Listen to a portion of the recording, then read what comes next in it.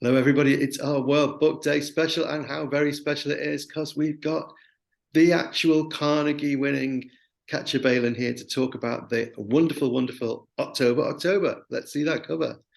Isn't that the most beautiful cover? And the I beauty know. of this book starts with the cover. Who did the cover?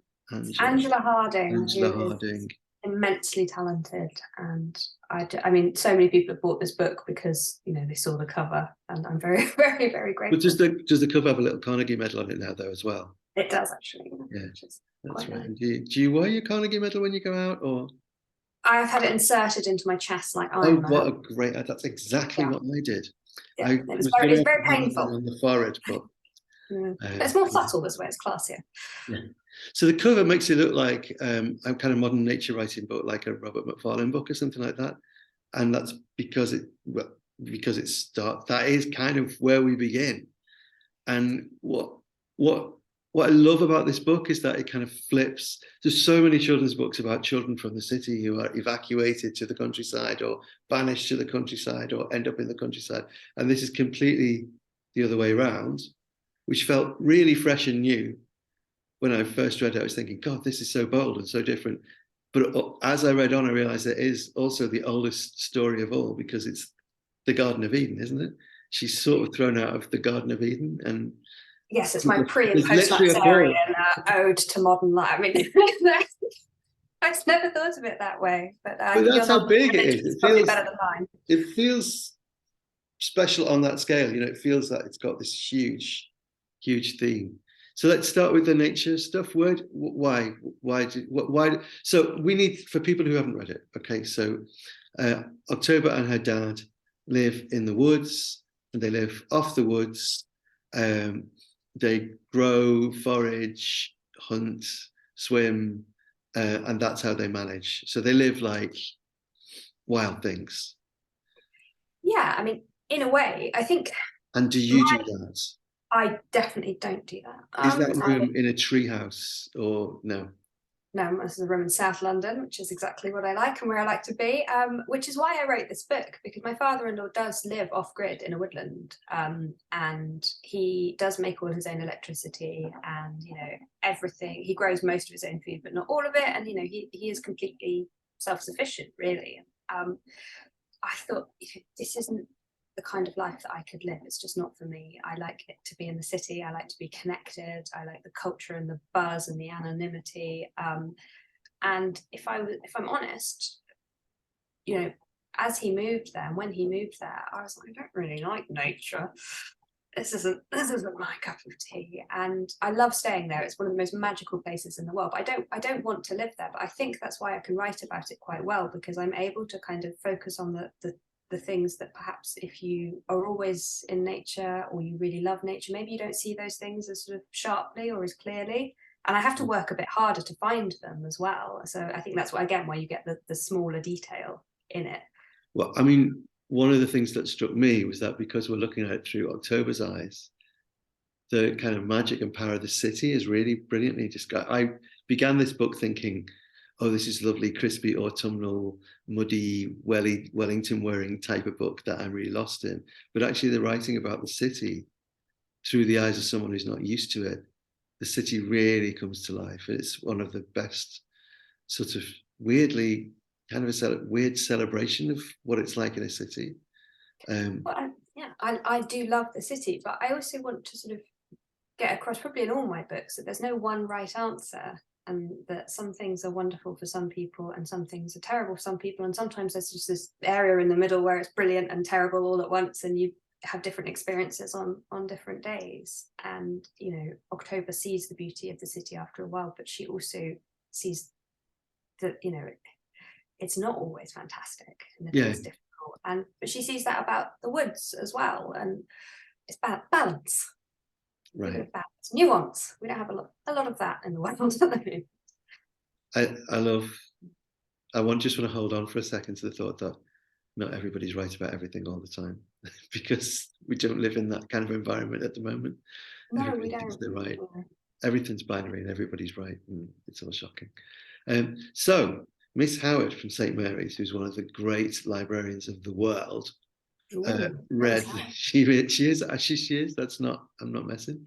I'm not No, even messing. I love I'm not librarians. even messing. And her reading group did it, and they have sent some questions. So there's a really good one from Nancy. I'm going to save that. So this is good for kind of getting people into the book. This is from Eva. Why did they move to the woods and not the countryside? That's kind of interesting. Ooh.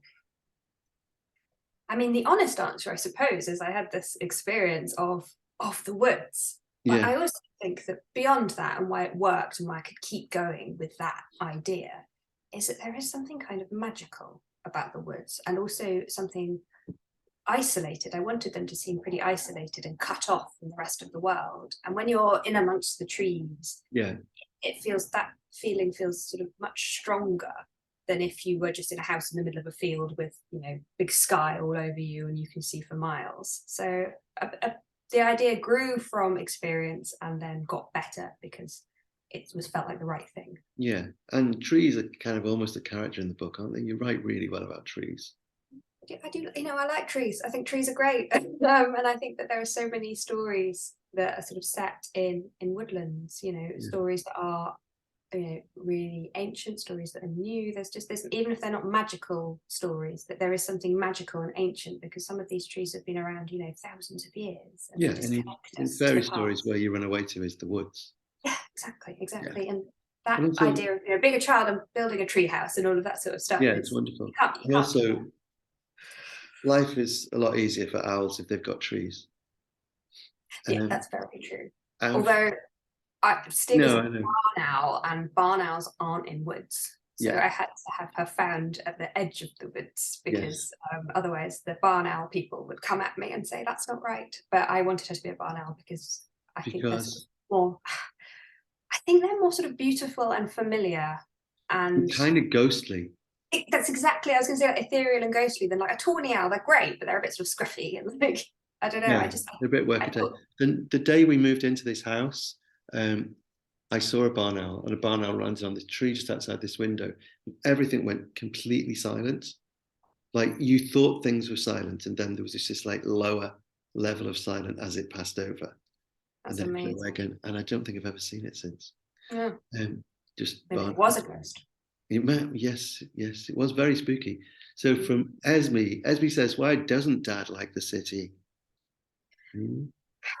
So this is a really good question, Esme, and I think that there are probably really deep reasons which I didn't go into in the book, and I'm not even sure about myself. Maybe, you know, he's had some sort of experiences, or, you know, he just sort of noise and places and people, all of that was too much for him because of that. I don't know the answer to that. I think that's for you to decide and think about. But more simply, I think that he just likes the wild. He just likes being, you know, in charge of his own life, in charge of his own days, and, you know, what he's going to eat and where he's going to get it from, and that kind of control and peace that comes with that, and just, you know, relying only on himself. Which, like father-in-law. Why did your father-in-law do it? I'm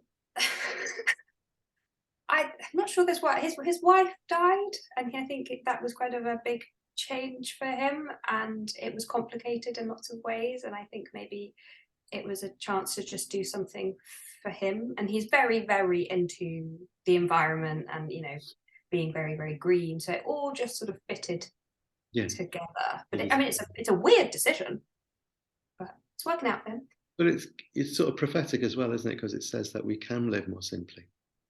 Yeah, I got that a lot from this book. I mean, to be fair, my father-in-law can get Amazon Prime, but he doesn't very often, but he can. So. This is from Nancy, and she's I think Nancy sort of worries about October. She says, "What, or it may be just where we're up to in the school year. What kind of career is October going to have in the future?" Oh, Nancy, what a great question. I have thought about this, and again, I'm a big believer in I write the words on the page and you decide what they mean, essentially, and I can say what I might have intended or what I was thinking at the time, but that doesn't really even matter anymore because it's not mine anymore. It's yours to think what you want. but I think secretly I've always imagined that maybe she would become a writer or a journalist, like a kind of a travel journalist or something, you know, going, or a foreign correspondent, like, you know, going and exploring all of these wild places around the world and writing about them. Maybe even with Yusuf in tow, that's probably a bit kind of indulgent. But no, it's Stig. Stig's not going to go for that. Well, Stig's living her wild life, you know, and they'll always connect. They'll always be connected. But yeah, so I think that's what I would imagine she would do. But you might have other ideas. Can we? Oh, because we've mentioned Stig, I have to. This is my thing because I absolutely love Stig of the Dump. So Stig was another of the things that pulled me. Her love of books, actually, and the books, in particular, the books that she loves, were one of the things that really pulled me into the book. So, Stig of the Dump, why Stig? I mean, there are a few, again, it's always a few reasons. I think that's when I write, it's never one, it's like lots of layers of your brain kind of all working together at once. And one was that when she's deciding on a name for Stig, she's running through all of the names and all of the books that she's read, because that's how she kind of connects with the world. That's how she learns about the world. She doesn't know anyone to sort of name the owl after, or have a sort of conversation with friends and say, what should I call my new pet owl? And Stig was the one that felt right for her. And, you know, I think that is because, you know, Stig was this strange. It's a brilliant name, and actually, it's a great thing to call out to. And to be honest, I've only asked you that question so I can show off this. When I was a kid, Stig was on TV on Jack and Rory, and I bought the pictures from Jack and Rory. So this is my Stig of the Dump picture. There's Oh my God, that is actually really amazing. Isn't it that amazing? is worth showing off. It's painted by Gareth Floyd, and they used to use these on a rostrum camera would scan it slowly. There's no animation. You were just these amazing illustrations. So that's incredible. I just wanted to. That's very magical. To brag about that. I'm going to come and steal. Where next? Are you well underway with your next? Well, first of all, Carnegie. Was it fun? Was it exciting to win the Carnegie? Were you expecting to win the Carnegie? I was absolutely not expecting to win it. I thought Phil Earle, my greatest rival, would win it. And I think, you know, he should. But anyway, I'm very grateful and I'm very happy. And it's the best thing to happen to me because it's just such an honor, and it's decided by librarians, and children decided the Shadows Award. And it's the kind of thing that I used to read books with this on when I was a child, and the fact that I won, exactly.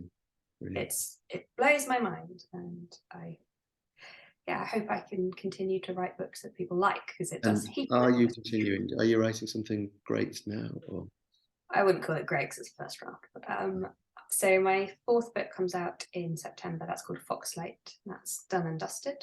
And that's about two sisters who kind of run away from a children's home, but not the kind of local authority children's home. It's slightly more otherworldly than that. They're not fantasy, but just not entirely set in our timeline, I suppose, to try and find their mother. And I have just started writing my fifth book with Bloomsbury. About 10,000 words in. I'm fine.